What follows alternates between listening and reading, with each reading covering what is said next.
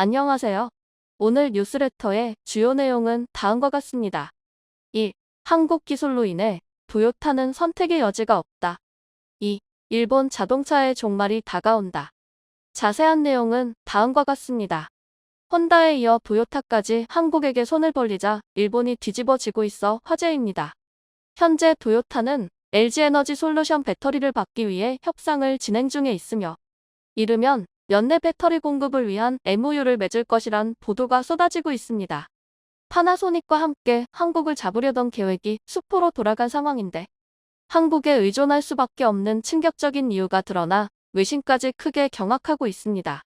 도요타의 대위기 상황, 무슨 일이 벌어지고 있는지 자세히 알아보겠습니다.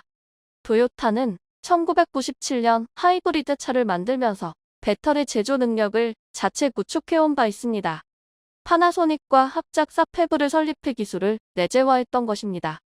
그리고 2020년에는 파나소닉과의 또 다른 합작사 프라임 플래닛 에너지 솔루션을 세워 한국을 추격하려 했습니다. 작년 7월 반값 배터리 전략을 공개하며 LG 에너지 솔루션을 잡겠다고 한 것도 이에 대한 믿음 때문이었습니다. 이를 위해 도쿠시마와 히메지툼 4개 지역에 공장 건설을 계획했고 중국 다롄에도 공장을 세워 배터리 생산 원가를 절감하겠다는 의지를 나타내기도 했습니다. 이런 와중에 들려온 놀라운 소식은 도요타를 더욱 다급하게 했습니다. 지난 8월 LG에너지 솔루션과 혼다가 배터리 합작 공장을 짓기로 했던 것입니다. 혼다 CEO는 직접 한국을 찾아와 합작사 설립에 5조 원대 합의를 하기도 했습니다. 지분 또한 LG 측이 51%, 혼다가 49%로 한국에 더 유리한 구조였죠. 해당 합작 공장은 미국 오하이오주에 세우기로 결정됐는데 약 40기가와트시 규모가 될 것으로 나타나고 있습니다. 내년 상반기에 확공을 진행해 2024년 말부터 배터리 셀과 모듈 양산을 시작한다는 계획입니다. 혼다는 미국 현지에서 12곳의 생산 공장을 운영하고 있습니다. 하지만 전기차 시장 진출을 위해서는 한국 업체와의 협력이 절실했던 상황입니다. 바이든 대통령은 성명을 내고 LG와 혼다가 미국에 50억 달러 이상의 투자 약속을 한 것에 대해 감사를 표하기도 했습니다. 이런 혼다의 행보는 도요타가 결단을 내리는데 영향을 줬다는 분석입니다. 외신들 또한 LG에너지 솔루션이 도요타에도 배터리를 팔게 됐다며 놀라움을 나타내고 있습니다. 일본 최대 배터리 기업 파나소닉이 지워지고 있다면서 말입니다. 도요타는 오는 2030년까지 전기차 30종을 출시하고 연간 350만 대의 전기차를 판매한다는 목표를 세우고 있습니다. 이에 파나소닉 이상의 배터리 공급처가 필요했고 최적의 기업으로 LG에너지 솔루션을 낙점한 것이라는 설명입니다. 8월 말 도요타는 미일 양국에서 전기차용 배터리 생산 계획을 발표한 바 있습니다.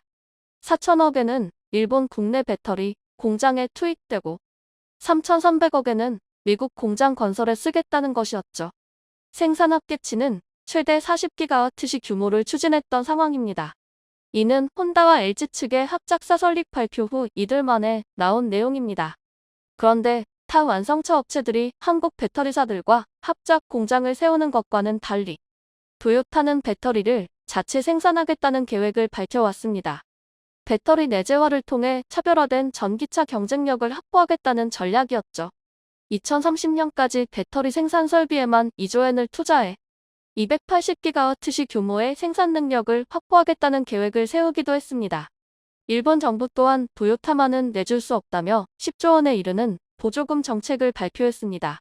배터리 시장을 뺏기면 일본 자동차 산업 경쟁력마저 떨어질까 우려했던 것입니다. 일본 정부는 공장 건설비와 설비 투자 지원에 5천억엔, 니켈, 코발트 등 배터리 1,500억엔의 보조금을 책정했습니다. 1991년 소니그룹이 세계 최초로 리튬이온 배터리를 개발한 이후 일본 업체들이 배터리 시장을 주도해 왔던 상황을 다시 만들려 했던 것입니다. 2015년 일본 기업들의 세계 시장 점유율은 50%에 달하기도 했습니다. 하지만 한국과 중국 업체에게 주도권을 내준 뒤 대표 업체 파나소닉 점유율마저 8.7%로 내려앉아 버렸죠. 그런데 일본 정부의 노력에도 혼다와 도요타가 한국을 선택하자 기시다 정부가 크게 당혹해하고 있는 상태입니다. 도요타가 추가되면서 글로벌 톱10 자동차 업체 중 9곳에 배터리를 공급하게 됐습니다.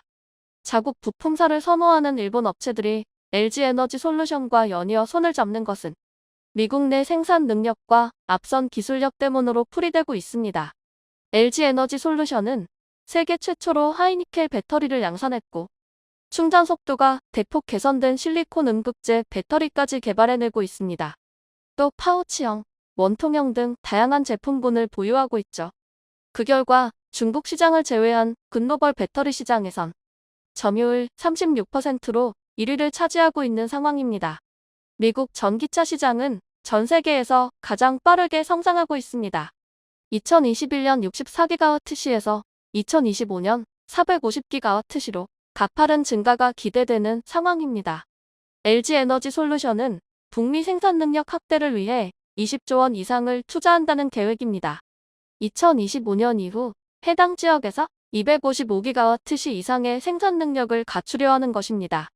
LG에너지솔루션의 전체 카파 가운데 북미 지역 비중은 올해 7%에서 2025년 45%로 확대가 예상되고 있습니다.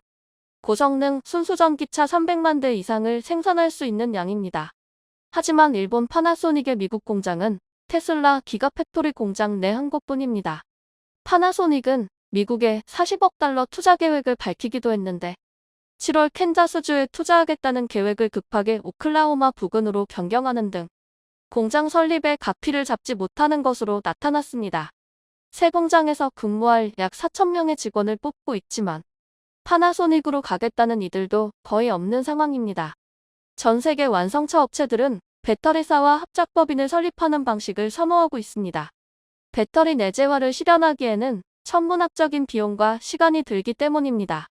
대형 배터리사와 얼마나 빨리 파트너십을 맺는지가 향후 실적을 좌우하는 것입니다. LG에너지솔루션은 인플레이션 감축법 발효 이후 공격적으로 미국 현지 투자에 나서고 있습니다. GM, 혼다, 스텔란티스와의 합작법인을 통해 미국에만 총 5개 공장을 지을 예정입니다. 그리고 향후 도요타가 해당 자리에 더 추가되는 상황입니다. 파나소닉의 우선순위 또한 도요타가 아닌 테슬라입니다. 도요타와 파나소닉 합작법인이 최근 미국 현지에서 소재 공급 계약을 맺었지만 2025년부터 5년간 연 4,000톤의 탄산 리튬을 받는 것이 고작입니다. 반면 모든 소재 업체들은 한국 기업을 중심으로 몰려들고 있습니다. 이라 이후 국내 배터리 업체의 소재 확보 현상을 보면 LG에너지솔루션은 캐나다 업체로부터 황산 코발트 7,000톤과 약 25만 톤에 이르는 수산화 리튬을 공급받고 한국 포스코에서도 양음극재를 7년간 대량 공급받는 계약을 맺고 있습니다. 20일 백악관은 배터리 원료를 미국에서 생산하는데 약 4조 원을 지원하겠다고 밝혔고 한국 및 동맹국들과 함께 안정적인 공급망을 구축하겠다는 의지를 보이기도 했습니다. 인프라법에 근거해 책정한 보조금 중 28억 달러를 12개 주에 있는 20개 배터리 기업에 지급하기로 한 것입니다. 보조금을 받는 기업들의 자체 투자까지 포함하면 약 90억 달러가 리튬과 흑연, 니켈 등 전기차 배터리 원료의 개발 및 생산에 투입되는 것입니다. 그런데 선정된 20개 업체 중 국내 배터리사에 이미 소재를 공급하거나 예정인 곳도 상당합니다. LG에너지솔루션에 천연 흑연을 공급하기로 한 호주 시라가 대표적입니다. 모잠비크에서 광산을 운영 중인 시라는 내년 미국 내 공장을 설립하려 하고 있습니다. 결국 한국 기업이 핵심 열쇠를 주자 미국 측 인사들도 연일 한국을 방문해 협력을 요청하고 있습니다. 18일 미국 오하이오주 경제개발청은 한국에서 기자간담회를 열고 투자 유치를 하기도 했습니다. 오하이오주는 LG에너지솔루션과 GM의 합작법인 얼티엄 셀즈 공장이 있는 곳입니다. 또 혼다와의 배터리 합작사 또한 오하이오주에 건설될 예정입니다. 그리고 포스코 케미칼은 GM에 이어 포드에도 대규모 양극재 공급을 추진하고 있습니다. 이는 소재 공급망 다변화를 노리는 포드 측의 요청에 따른 것입니다. 포드 최고 경영자는 지난달 한국을 찾아 리튬과 니켈 등 배터리 광물 분야에서의 협력을 요청했죠. 포스코는 현재 고순도 니켈 및 수산화 리튬의 국내 생산을 준비 중인 상황입니다. 포스코 케미칼이 미국 포드에 수십조 원 규모의 양극재 공급을 계획하자 이는 일본 내에도 전해져 자신들만 뒤처졌다며 크게 한탄하는 모습을 보이고 있습니다. 실제로 자원 확보에 실패하고 기술력이 낮은 파나소닉을 찾는 이들은 거의 없기 때문입니다.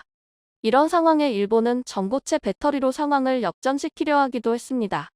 도요타가 1,000건 이상의 전고체 배터리 관련 특허를 확보하고 있어 이를 활용하려 했던 것입니다.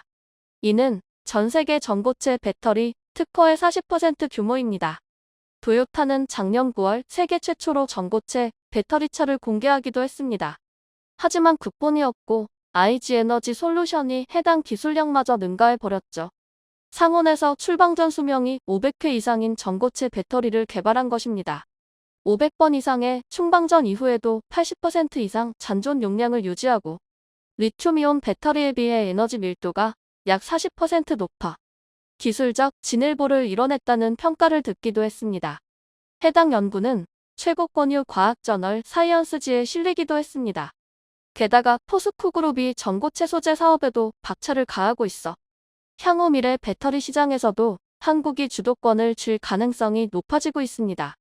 이런 상황 때문에 도요타는 자존심까지 접어가며 한국 업체에게 발을 걸쳐 놓으려 한다는 분석입니다. 최고의 기술력으로 전 세계를 장악해가는 한국 배터리. 더 높은 성장을 응원합니다. 2. 일본 자동차의 종말이 다가온다. 최근 도요타는 영국에서 광고를 금지당하는 수모를 겪은 바 있습니다. 도요타의 스포츠카 브랜드 GR 차량 3대가 줄지어 주행하는 이미지가 실렸는데 헤드라인 문구 중 대 GR 필링 등이 문제가 됐던 것입니다. GR은 모터스포츠 가주 레이싱의 야거에서 착안한 문구입니다. 그런데 영국 측은 GR이 엔진의 으르렁 소리를 연상시킨다며 과속을 유발할 수 있음을 지적했고 해당 광고는 신문뿐 아니라 모든 매체의 게재가 중단된 상태입니다. 게다가 비슷한 광고에 대한 금지까지 내려져 도요타가 크게 당혹해하고 있습니다.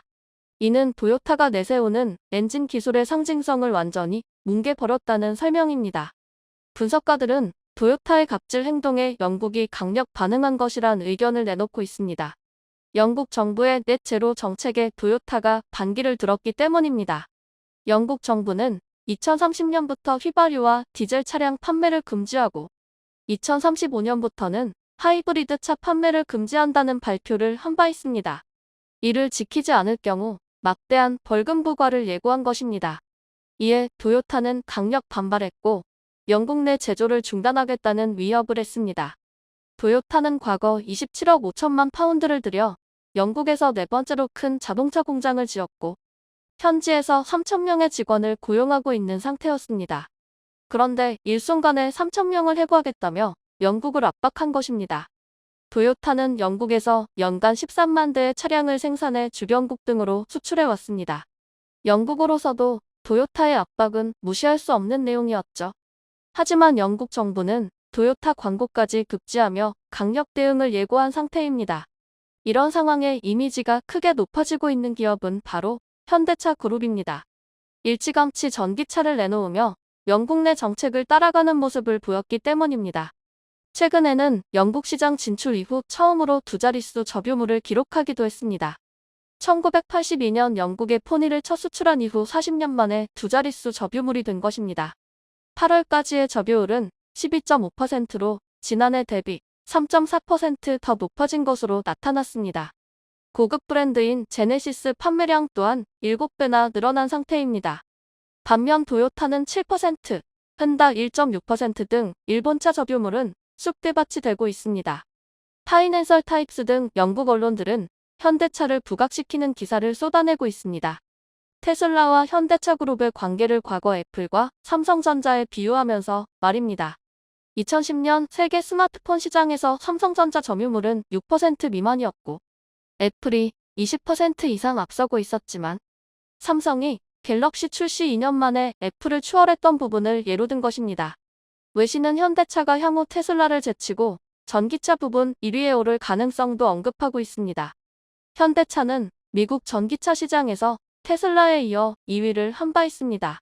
그리고 유럽 전기차 시장 점유율도 12%에 이른 상황입니다. 그런데 최근 인도네시아에서 벌어진 일은 일본을 더욱 충격에 빠뜨리고 있습니다. 현대차의 인도네시아 생산 규모는 일본 혼다도 꺾어버린 것으로 나타났습니다. 8월 1만 2천 대 이상을 생산하며 전월 대비 2배로 급증해 5위에 올라선 상황입니다. 1에서 4위는 모두 일본차 브랜드이지만 도요타를 제외하고는 차이가 크지 않아 2위까지는 쉽게 따라잡을 것으로 보고 있습니다. 현대차는 인도네시아 공장에서 크레타에 이어 산타페를 만들기 시작했고 올 3월부터 전용 전기차 아이오닉 5 생산도 본격화하고 있습니다. 현대차 관계자는 아이오닉 5 등으로 전기차 시장에서 위상이 높아지면서 일반 차량 판매도 확대되는 선순환 효과가 나타나고 있다는 설명을 했습니다. 아이오닉 5는 정식 출시된 지 6일 만에 1,600건의 주문이 몰렸으며 8월까지 700대 가까이가 인도된 상황입니다. 최근까지 현지에서 팔린 전기차 중 현대차 접유율은 90%를 넘기고 있습니다. 게다가 7월과 8월 각각 5,000대 이상의 크레타를 인근 국가로 수출하며 이미지 개선 효과가 톡톡히 나타나고 있는 상황입니다. 아세안 지역은 부품 현지화율이 40% 이상일 경우 협정국 간 무관세 혜택을 받을 수 있습니다. 일본 자동차 업체들의 텃밭이었던 동남아 시장이 한국으로 넘어오고 있는 것입니다. 현재 인도네시아에 등록된 내연 자동차 중 일본차 비율은 90% 이상입니다. 동남아 전체로 범위를 넓혀도 그 비율은 70% 이상입니다. 지난해 기준 동남아 국가 전체 인구는 약 6억 6,700만 명 수준이기에 일본이 엄청난 시장을 차지하고 있었던 것입니다. 그런데 해당 시장이 현대차로 한 발 더 다가오자 일본이 경악하고 있습니다. 인도네시아는 2030년까지 전기차 비율을 25%로 늘린다는 방침입니다. 그리고 2040년까지 내연기관 오토바이 판매를 금지하고 2050년부터는 내연기관 자동차 판매도 금지한다는 계획을 세우고 있습니다. 시간이 어느 정도 있어 일본도 안심하고 있었지만 인도네시아가 향후 3년간 관용차를 전기차로 전환하겠다고 발표하자 난리가 나고 있습니다. 전기차를 비롯한 전기 오토바이, 전기버스 등 89만 2천 대를 관용차로 조달하겠다며 이를 실현하기 위한 연간 예산을 약 4조 원 이상 책정했기 때문입니다. 현대차 공장이 위치한 지자체가 이미 아이오닉 5를 관용차로 선정한 만큼 향후 추가적인 수주전에서 현대차가 우위를 차지할 것이란 분석입니다.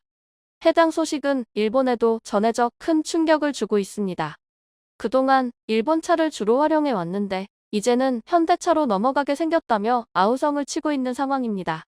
이에 도요타 등 일본차 업체들의 호소도 커지고 있습니다.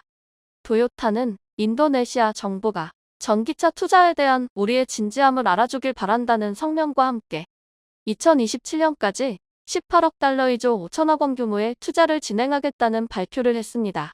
미쓰비시 또한 2025년까지 6억 7천만 달러 상당을 투입하겠다는 계획입니다. 하지만 상황은 현대차에게 훨씬 유리하게 돌아가고 있습니다. 인도네시아가 내년부터 전기차에 보조금 지급을 결정해 현대차가 최대 수혜기업으로 떠오르고 있기 때문입니다. 심각한 대기 오염 문제를 해결하기 위해 보조금 지급을 앞당겼다는 설명입니다. 대기질 분석업체인 IQ에어에 따르면 전 세계 117개국 중 인도네시아는 17번째로 오염률이 높은 것으로 확인되고 있습니다.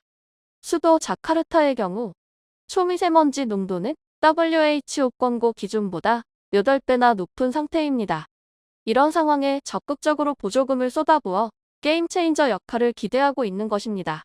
이에 따라 2025년까지 250만 대의 전기차를 보급하겠다는 계획입니다. 인도네시아는 현재 국가 수도를 자카르타에서 보르네우 섬의 누산타라로 옮기는 작업을 하고 있습니다.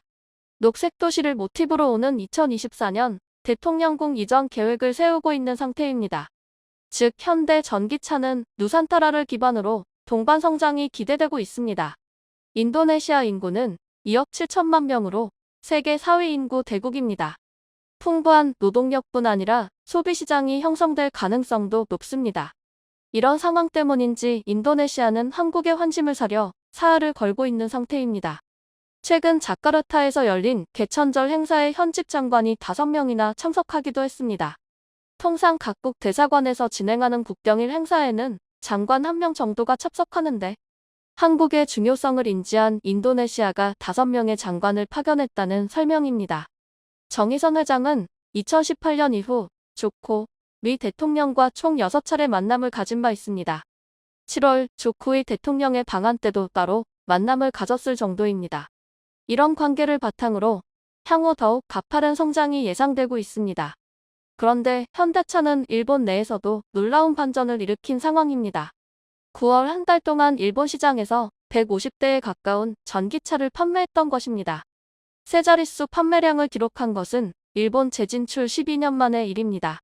외신들은 절대 판매량 자체는 아직 적지만 전기차 선호도가 낮은 일본 시장에서 판매량이 서서히 늘고 있다는 점은 고무적이라는 설명을 했습니다. 실제로 5월에 7대, 6월 37대, 7월 61대, 8월 76대에 이어 지난달 147대로 껑충 뛰어오르는 모습을 보였기 때문입니다. 현대차는 일본 주요 지역에서 시승을 겸한 전시장 오픈과 카시어링 플랫폼인 애니카를 통해 소비자들을 공략하고 있습니다. 지난 7월에는 일본 교토의 MK 택시가 아이오닉 5 도입을 결정하기도 했습니다. 현재 운행 중인 700여 대의 택시 가운데 50대를 우선 교체하기로 한 것인데 교토 주민과 관광객들에게 선보이겠다는 계획을 밝힌 상황입니다. 일본 언론들은 현대차가 도쿄 시부야에서 자동차 공유 서비스를 시작했다며 긴장감을 드러내고 있습니다. 현대차는 일본에서 연간 1,000대 이상 판매를 기대하고 있습니다. 일본은 연 450만 대가량의 신차가 팔리는 세계 3위 시장이지만 도요타나 닛산 등 자국 브랜드에 대한 자부심이 높아 수입차의 무덤으로 몰리고 있습니다. 하지만 전기차에 있어서는 도요타가 무덤이 되고 있는 상태입니다. 최근 도요타가 야심차게 내놓은 첫 번째 전기차 BZ4X는 타이어 볼트가 풀려 빠지는 문제로 대규모 리골에 들어가기도 했습니다. 볼트를 더 조일지 부풀 교체가 필요한지를 두고 검토에 들어갔는데 3개월간의 분석을 거쳐 결국 부품 교체를 결정한 것으로 나타났습니다. 이달 26일 다시 시장에 내놓을 예정인데 결정이 늦어진 이유로 부품을 새로 만드는데 시간이 걸렸기 때문이라는 황당한 설명을 했습니다. 새로 설계한 볼트로 교체하는 것 외에 특별한 작업이 없었는데 말입니다. BZ4X는 전 세계적으로 2,700대 정도가 팔렸고 이미지에 큰 타격을 입은 상태입니다. 유럽 2,200대, 북미 280대, 일본에서 110대 등을 팔았던 것입니다. 하지만 현재는 팔리지 않을 것을 각오하며 구독 서비스에만 집중하고 있습니다. 구독 계약금도 기존의 절반인 38만 5천엔으로 내렸고 멀 이용료는 10만엔 이상에서 약 1,100엔 할인을 내걸고 있는 상태입니다. 하지만 일본인들의 불만은 끊이질 않고 있습니다. 불량 발견 후 해결까지 3개월이나 걸리다니 한심하다. 멀 10만엔을 계속 지불할 여유가 없는 이가 태반이라 사용자가 없을 것이다. 이런 반응입니다. 이런 와중에 국내 완성차 업체들은 놀라운 실적을 보이고 있습니다. 현대차의 올 3분기 판매량은 102만 대로 전년 동기 대비 13% 늘어난 상황입니다. 특히 9월 판매량 35만 5천 대은 전년 동기 대비 24% 증가하기도 했습니다. 이에 차량용 반도체 수급 문제가 해소된 것 아니냐는 분석이 나오고 있습니다. 인플레법 여파에도 현대차의 9월 미국 판매량은 11%나 늘어났죠. 투싼과 산타페 등의 선전으로 전기차의 부진에도 미국에서 5만 9천 대를 판매한 것입니다. 현재 미국에서의 재고 일수는 최대 1개월 정도로 만들자마자 바로 출고되고 있는 상태입니다. 변화에 뒤처진 도요타. 한국은 도요타를 확실히 압도해버리길 바랍니다. 시청해주셔서 감사합니다.